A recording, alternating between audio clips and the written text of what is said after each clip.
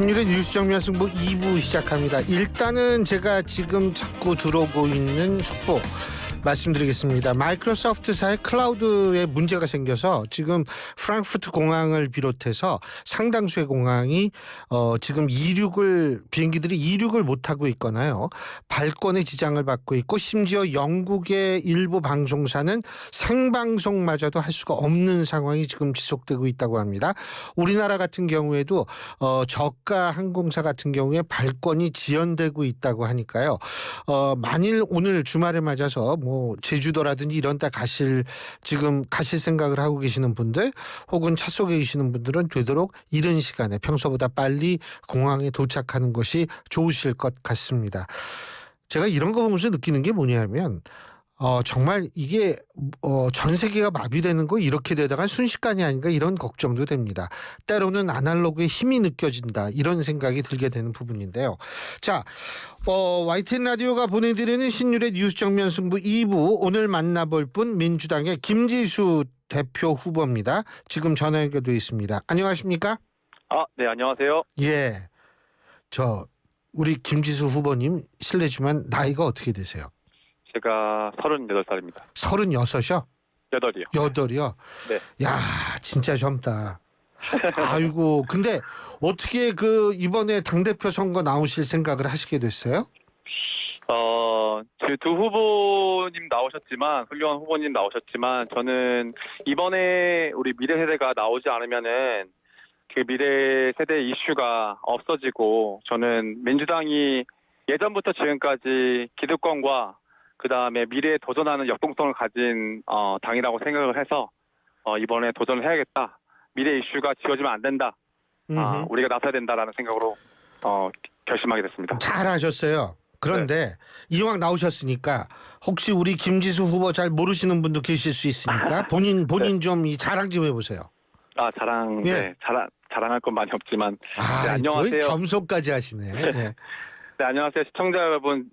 저는 도전 왕 김지수입니다. 불가능에 도전합니다. 저는 미국과 중국에서 공부를 하고 저의 옛날부터 꿈은 한반도의 통일을 이룩하는 것입니다. 그래서 한반도의 평화를 만들자라는 꿈을 가지고 있고요. 그래서 이제 정치를 시작하게 된 이유는 이 한반도의 평화를 꼭 지키자라고 했고, 불가능에 도전하자라는 인생을 살아왔습니다. 시청자 여러분, 앞으로도 저의 정경과 저의 비전으로 하나하나씩 저를 표현하겠습니다. 감사합니다. 아니, 그게요, 제가 학생들한테 항상 얘기하는 게 있거든요. 뭐냐면 사실 나이가 먹으면 모든 게 안정적이 됩니다.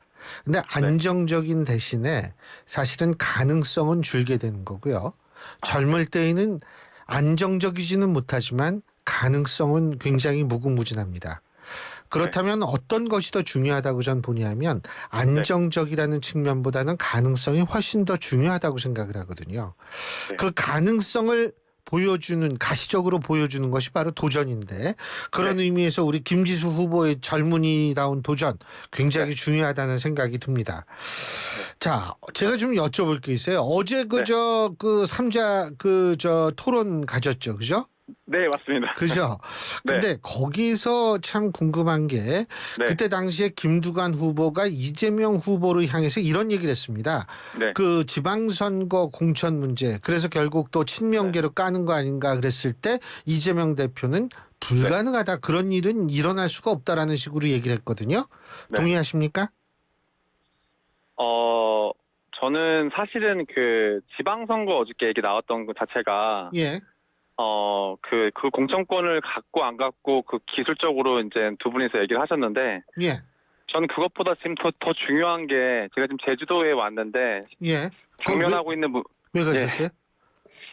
제주도에 와가지고 내일 전당대회 첫 연설을 제가 하게 됐습니다. 제주에서. 그래서 근데 그냥 제주에 온 게 아니라, 제가 하고 싶은 얘기는 지방선거 이런 선거만을 얘기하면 안 됩니다. 저희는 지금 여기 와서 제가 제주 청년분들과 그다음 기후위기 관련돼서 있는 사람들을 만나고 있는데, 현재 지금 일어나고 있는 상황이 있잖아요. 아까 말씀하신 그런 마이크로소프트 상황도 있듯이 지금 기후위기가 되게 강합니다. 기후위기가 힘들고, 그래서 여기 직접 만나서 여기 청년들과 함께 지금 살아가고 있는 힘듦에 대해서 이야기하는 게 더 중요하고 어떤 권력도 중요하지만 당대표가 되려고 하면은 앞으로 비전과 그 철학을 얘기하는 게 더 중요하다고 생각합니다. 제가 왜 이걸 여쭤봤냐면 네. 실제적으로 당원 당규가 개정이 돼서 예외 조항이 신설됐기 때문에 네. 저기 이 대선에 나갈 생각이 있는 사람도 사람이 당대표 할 경우에도 예외적 조항이 적용이 되면 1년 전 사퇴를 할 필요가 없고요. 그렇게 네. 되면 지방선거 공천을 할 수가 있거든요. 저 같은 사람도 아는데 이재명 대표 전 대표지만 당대표를 하셨던 분이 진짜 이걸 모를까? 몰라도 문제, 알고도 모른 척해도 문제 아닌가 해서 여쭤본 거예요. 어떻게 보십니까? 그분에 대해서 어저께 토론 때는 그 이재명 그 대표 후보님은 그렇게 될 수 없다라고 말씀하셨고, 예. 김두관 후보는 아니다. 예. 그렇게 하셨는데, 그거에 대해 두 분에서 주장이고, 저는 그것보다는 그거에 대해서는 한번 더 알아봐야 될 것 같습니다. 확인. 네. 알겠어요. 예, 제 미래 이슈를 던지려고 나왔습니다. 네. 곤란하시면 예. 네. 근데 전 진짜 궁금하더라고요. 이재명 전 대표가 진짜 모르나? 아니 알고도 모른 척한 건가? 모르면은 당 대표로서 진짜 좀 문제가 있다고 볼 수 있고 알고도 모른 척했다면 그것도 문제가 될 수 있어서 여쭤보는 거였는데. 네. 자, 지금 말해요. 그 어대명이라는 거는 인정하시죠? 어대명이 지금 어차피 대표는 이재명 대표. 예, 맞습니다. 지금 확률적으로 상당히 높은 상태라고 저는 판단하고 있습니다. 그렇죠. 그죠? 네. 예. 그러니까 확정은 아니지만 3명 중에서 가장 그래도 지표상이나 당원분들이나 우리 김지수 후보가 이제 미래를 말씀하셨는데 네. 지금 그 민주당의 미래를 우리가 놓고 본다면 네. 이재명 1급 체제라는 네. 얘기가 나오는데 그 민주당의 미래를 위해서 필요한 과정이라고 보세요? 저는 저도 이제 좀 재밌게 표현을 하면은 예. 젊게 저는 이재명 대표 후보가 이제 지금 국제관계에서 보면 미국이라고 생각을 합니다. 엄청 파워가 세죠. 그래서 많은 국가들에 있는 다른 국가들이 많이 이제 친하게 지내고 있고 또 할 것도 많고. 그 다음에 김두관 후보님을 표현하자면 중국이라고 생각합니다. 그래서 이제 두 분이서 이제 경쟁을 하고 있다고 생각하고. 예. 저는 싱가포르라고 생각합니다. 예. 저는 사실상 보이시지만 지표도 그렇고 지금 아주 1%, 2%, 3% 이렇게 나오고 있는데. 예. 근데 이제 싱가포르가 나옴으로 해서 지금 전당대회 1당 뭐 체제 이렇게 나오는데 제가 나온 이유기도 하고 이제 3자 구도가 된 거지 않습니까? 예, 그렇죠. 형식적으로는 다자 구도고 여기서 저와 김두관 그 후보님이 어떻게 하냐에 따라서 상황은 재밌게 될 수 있다라고 저는 생각합니다. 어떻게 재밌게 될 수 있을까요? 조금 구체적으로 얘기해 보면. 뭐 예를 들면은 그 대중분들이나 일반 분들이 예상하지 못하는 이렇게 전개로 흘러가면은 지금 아까 우리 사회자님도 어대명이라고 하시지 않았습니까? 네. 제가 근데 그 이게, 얘기 물어봤죠. 네, 그게 막 80%, 90% 말씀하시고 있는데 그런 부분들이 뭐 바뀌게 되면은 또 이제 민주당부터 역동적으로 되고 재밌어질 것 같다는 생각했습니다. 그렇죠. 근데 네. 그게 바뀌게 되면 한 몇 % 정도 이 이재명 대표가 득표하게 되면 재밌게 되는 현상이라고 볼 수 있을까요? 저는 사실은 이번 선거 출마할 때 예. 이재명 대표가 몇 %, 김두관 대표 후보가 몇 %, 제가 몇 % 이거 상정하지 않았고 저의 지지율을 물어보는 분도 많이 계시는데 저는 기본적으로 지지율에 대해서 신경을 별로 안 씁니다. 지금은 그게 중요하지 않죠, 사실. 예. 왜냐하면 저는 두 가지 목표가 있습니다. 예. 첫 번째는 전 대한민국 정치 문화가 바뀌어야 된다고 생각합니다. 그러기 위해서 전 이번 전당대회를 좀 비전과 토론으로 가는 길로 만들고 싶고요. 두 번째는 더 중요한 거는 민주당에 있는 미래세대, 우리가 미래세대의 이슈를 듣고 얼마나 저번 대선에서도 저희가 미래세대의 지지를 완벽하게 받지 못했다고 생각합니다. 이제 앞으로 대선과 지선에서 민주당이 얼마나 미래세대의 이슈에 천착하고 슬픔을 듣고 해결책을 제시해서 그분들의 사랑을 받을 수 있냐가 중요하기 때문에 전 이번 전당대회 때 미래세대 미래 이슈, 비전과 토론에 집중할 생각입니다. 정치가 바뀌어야 한다 이런 말씀하셨잖아요 지금 그죠? 네. 근데 그러면은 지금 정치의 가장 큰 문제가 뭐라고 보세요? 이게 제가 어디를 가도 듣는 얘기인데 예, 특히 이제 정치인들 얘기 말고 제가 그 시민들과 많이 소통을 하는데 제가 네. 대구를 가든 예, 전남을 가든 대구에 가면은 국민의힘 지지자분들도 저한테 했던 말이 싸움박스 좀 그만해라. 예. 광주에 가도 정쟁을 그만하고 자기 것만 챙기지 말아라. 그러니까 정쟁과 비난 속에서 지금 먹고 살고 있는 그런 구조를 우리 미래 세대가 젊은 정치인들이 바꿔야 되지 않을까라는 생각을 합니다. 거기에는 민주당도 반성할 점이 있죠, 그죠? 그렇죠? 예.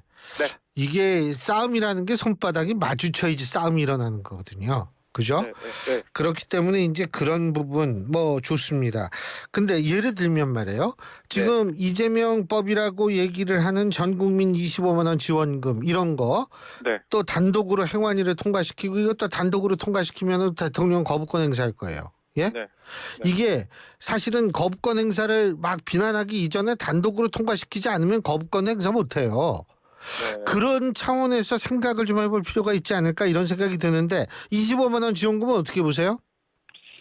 일단은 이거 25만 원 지원금 같은 경우는 예전부터 이제 저희가 주장하고 있었던 거거든요. 예. 그러니까 이 25만 원, 20만 원 이 액수 자체가 중요한 게 아니라 지금 우리 그 사회자님도 잘 아시겠지만 우리 청년들, 미래세대들 그리고 많은 자영업자분들이 진짜 힘들어하고 있습니다. 거의 버티다시피 하고 예. 있고 너무 어렵습니다. 예. 그런 분들에게 저희 국가 예산을 통해서 지금 25만 원 형태로 드리는 거에 대해서는 저는 되게 동의하는 입장이고요. 예. 예. 근데 이게 또 장기적으로 맨날 주는 것도 아니잖아요. 예. 예. 아 근데요. 네. 전 세계에 경제 안 좋다고 전 국민한테 지원금 준 경우는 제가 알기로는 베네수엘라 뭐 이 정도밖에 없거든요. 그래서 이게 사실 그래요. 어려운 분들한테 집중적으로 지원해 주는 거 반대하는 대한민국 국민은 단 한 사람도 없을 겁니다. 근데 이재용 회장 같은 분한테도 25만 원 줘야 되느냐? 여기에 대해서는 의문을 가진 분들이 아마 꽤 될걸요. 네. 그래서 그런 부분에 대한 어떤 민주당 내부에서라도 활발한 토론이 있고 또 국민의힘이 반대하는 것. 예를 들면 그렇게 하면 인플레이션이 일어나고 인플레이션이 일어나면 금리가 오르고 금리가 오르면 지금 우리나라 가계대출이 OECD 국가 1위인데 거기에서 사람들의 이자 부담이 늘어나고 이런 얘기도 좀 귀담아 들어야 되는 거 아닌가 이런 생각이 들거든요. 전 사회자님 말씀하신 것처럼 이런 이야기에 대해서 예. 귀담아 들어야 되는 거는 저도 동의를 합니다. 예. 다만 지금 현 상황이 진짜 그냥 일반적인 상황이 아니고 코로나 때도 많이 힘들으셨고 우리 국민들이 지금 어려운 상황이기 때문에 이렇게 조치하는 거에 대해서 저는 필요하다라고 생각을 하고 다만 말씀하셨듯이 같이 여야가 합의하는 그 방향은 앞으로 나올 여러 가지 법안이 있잖아요. 여야가 같이 협의하는 부분에 대해서는 우리 열어놓고 많은 토론을 해야 된다고 생각합니다. 그래서 여당, 야당에 있는 국회의원분들 상임위 많이 오셔가지고 그 토론을 집중적으로 좀 해줬으면 좋겠습니다. 자, 우리 김지수 후보가 만일 당대표가 안 된다면 네. 민주당의 미래를 위해서 이재명 대표가 되는 게 나아요? 김두관 후보가 대표가 되는 게 나아요? 제가 대표가 안 된다면요? 예. 요번에. 저는 지금 이런 질문 처음 들어봤는데 저는 죄송합니다. 질문을 다 하시네.